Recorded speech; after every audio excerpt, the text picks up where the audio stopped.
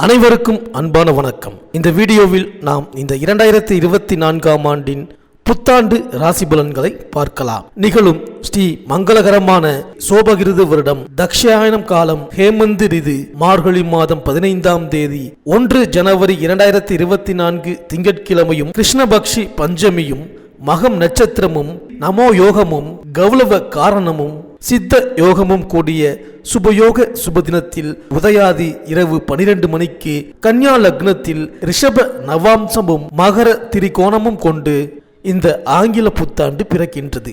மகம் நட்சத்திரம் சிம்ம ராசி கன்னி லக்னத்தில் புத்தாண்டு பிறக்கின்றது. பிறக்கும் புத்தாண்டில் அனைவரும் சீரும் சிறப்புடனும் ஆயுசுடனும் ஆரோக்கியத்துடனும் அனைத்து விதமான சேமங்கள் பெறவும், திருமணம் கைகூடி வரவும், சந்தான பாக்கியம் கிடைக்கவும், நல்ல வேலை அமையவும், வெளிநாடு பயணம் இனிதே பெறவும், வீடு மனை வாகனம் அமையவும், ஆண்டின் தொடக்க நாளில் இறைவனை திருக்கோவில்களில் சென்று வழிபாடு செய்து வருவது நல்லது. இந்த ஆண்டு சிவனுக்கும் விநாயகருக்கும் உகந்த நட்சத்திரமான சுவாதி நட்சத்திரத்தில் பிறக்கின்றது. மண்ணில் வாழும் மக்களுக்கு எல்லாம் பொன்னும் பொருளும் யோகமும் செல்வாக்கும் சொல்வாக்கும் இன்னும் பெருகும். கன்னியர்களின் கவலை தீரவும், காளையர்களுக்கு நல்ல உத்தியோகம் கிடைத்திடவும், எண்ணிய காரியங்கள் எளிதில் நிறைவேறவும், தைரியஸ்தானத்தில் இருக்கும் லக்னாதிபதி புதனுக்கு உகந்த தேவதையான ஸ்ரீமன் நாராயணனையும் மகம் நட்சத்திரத்திற்கு உகந்த தேவதையான விநாயகரையும் வணங்கி வர அனைத்தும் நிறைவேறும். மேலும் இந்த புத்தாண்டு பிறக்கும் பொழுது பலரும் இந்த புத்தாண்டு நமக்கு எப்படி இருக்கும், பொருள் வரவை பெருக்குமா, புதிய பாதையை காட்டுமா, தொழில் வெற்றி நடை போடுமா என்றெல்லாம் சிந்திப்பது வழக்கம். அதற்கெல்லாம் விடைகூறும் விதத்தில் 12 ராசிகளுக்கு உரிய பலன்களும் போராட்ட வாழ்க்கை பூந்தோட்டமாக மாறுவதற்கான வழிபாடுகளும் உங்களுக்கு துல்லியமாக இணைத்து கொடுக்கப்பட்டுள்ளது. இந்த புத்தாண்டில் விருச்சிகத்தில் சுக்கிரபலம் இருப்பதால் மழை வளம் அதிகரிக்கும். சனி செவ்வாய் சம்பந்தப்படும் நேரத்தில் கடல் கொந்தளிப்பு, வெள்ளப்பெருக்கு, நிலச்சரிவு போன்ற இயற்கை சீற்றங்கள் உருவாகலாம். மளிகை பொருட்கள் காய்கறிகளின் விலை உயரலாம். தங்கம் வெள்ளி விலை குறைய வாய்ப்பு இல்லை. பெட்ரோல் டீசல் எரிவாயு விலை சீராக இருக்கும். நோய் தொற்றில் இருந்து மக்கள் பாதுகாப்பாக இருக்க வேண்டும். தேர்தல் களம் சூடுபிடிக்கும். ஜோதிட சாஸ்திரத்தில் சனி பகவானை ஆயுள்காரகன் என்றும் அழைப்பார்கள். தராசு சின்னம் கொண்ட துலாம் ராசியில் அவர் உச்சம் பெறுவதால் அவரை நீதிமான் என்றும் நியாயவான் என்றும் சொல்வது வழக்கம். அவர் ஆதிக்கத்துக்கு உரிய ஆண்டு என்பதால் நீதிக்கும் நியாயத்திற்கும் முக்கியத்துவம் கிடைக்கும். இந்த ஆண்டு பல நல்ல சம்பவங்கள் நடைபெறலாம். கும்பராசியில் தற்சமயம் சனி பகவான் சஞ்சரிப்பதால் குட முழுக்கு விழாக்கள், ஆலய திருப்பணிகள் நடைபெறும். ஆன்மீக நாட்டம் அதிகரிக்கும். ஆன்மீகம், ஜோதிடம், பத்திரிகை, எழுத்துக்கலை, கணிப்பொறித்துறை, இரும்பு இயந்திரத்துறை ஆகிய துறைகளில் மிகுந்த வளர்ச்சியும் அதில் பணியாற்றுபவர்களுக்கு யோகமும் தரும் விதத்தில் இந்த ஆண்டு அமையப் போகின்றது. சனியின் பாதிப்பிலிருந்து விடுபட விநாயகர், அனுமன், சனி பகவானை வழிபடுவது நல்லது. இந்த 2024ஆம் ஆண்டு தொடக்கத்தில் கிரகங்களின் சஞ்சாரத்தை பார்த்தால் மேஷத்தில் குரு, சிம்மத்தில் சந்திரன், கன்னியாராசியில் கேது, விருச்சிகத்தில் புதன் சுக்கிரன், தனுசு ராசியில் சூரியன் செவ்வாய், கும்பராசியில் சனி, மீனராசியில் ராகு என 2024ஆம் ஆண்டின் தொடக்கத்தில் கிரகங்கள் சஞ்சரிக்கின்றன. 1/5/2024 புதன்கிழமை மாலை 5:21 மணிக்கு கார்த்திகை நட்சத்திரம் 2ஆம் பாதத்தில் ரிஷபராசிக்கு குரு பகவான் பெயர்ச்சியாகின்றார். மேலும் குரு பகவான் 15/10/2024 முதல் 31/12/2024 வரை ரிஷபராசியில் வக்ரம் பெற்று சஞ்சரிக்கின்றார். மேலும் சனி பகவான் வருகின்ற 19/6/2024 முதல் 4/11/2024 வரை கும்பராசியிலேயே சனி பகவான் வக்ரம் பெறுகின்றார். இந்த கிரகங்களின் சஞ்சாரம் மற்றும் மாற்றம், அதிசாரம், வக்ர பெயர்ச்சியின் காரணமாக இந்த 2024ஆம் ஆண்டு உங்களுக்கு என்னென்ன பலன்களை தரப்போகின்றது, நீங்கள் செய்ய வேண்டிய பரிகாரங்கள் என்ன என்று இந்த வீடியோவில் பார்க்கலாம். அனைவருக்கும் இனிய புத்தாண்டு நல்வாழ்த்துக்கள். சனி பகவானை ராசிநாதனாக கொண்ட மகர ராசி அன்பர்களே, பிறக்கும் புத்தாண்டு பெருமைகள் அனைத்தையும் தரும் விதத்தில் இருக்கின்றது.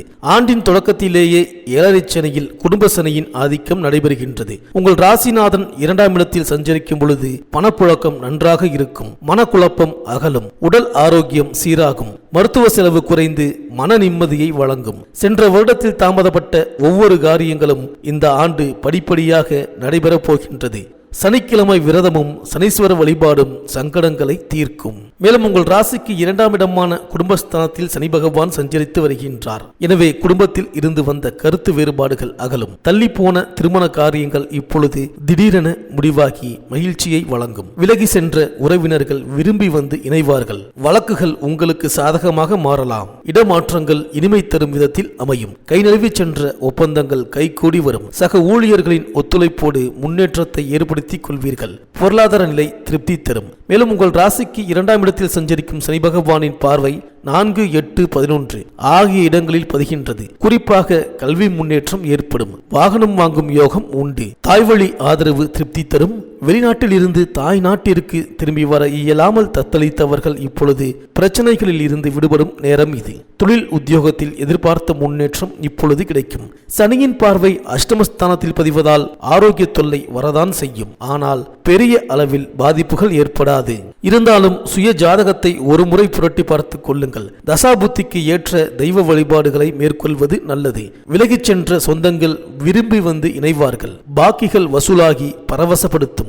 இடம் பூமி வாங்குவதில் இருந்த பிரச்சனை அகலும். மேலும் சனியின் பார்வை 11ஆம் இடத்தில் பதிவதால் தொழிலில் திருப்திகரமான லாபம் வந்து சேரும். இந்த நேரத்தில் ஒரு சிலருக்கு கிளை தொழில்கள் தொடங்கும் யோகமும் உண்டு. இளைய சகோதரத்தோடு இருந்த பகை மாறும். வெளிநாட்டில் இருந்து அனுகூலமான தகவல் வந்து சேரும். உத்தியோகத்தில் உள்ளவர்களுக்கு நீண்ட நாட்களாக எதிர்பார்த்திருந்த பதவி உயர்வும் ஊதிய உயர்வும் இப்பொழுது கிடைக்கலாம். அரசு சார்ந்த பணிகளில் சேர விண்ணப்பித்து இருப்பவர்களுக்கு அது கைகூடும். மேலும் புத்தாண்டின் தொடக்கத்தில் உங்கள் ராசிநாதன் சனி பகவான் தனஸ்தானத்தில் சஞ்சரிக்கின்றார். எனவே பொருளாதார நிலை சிறப்பாக இருக்கும்.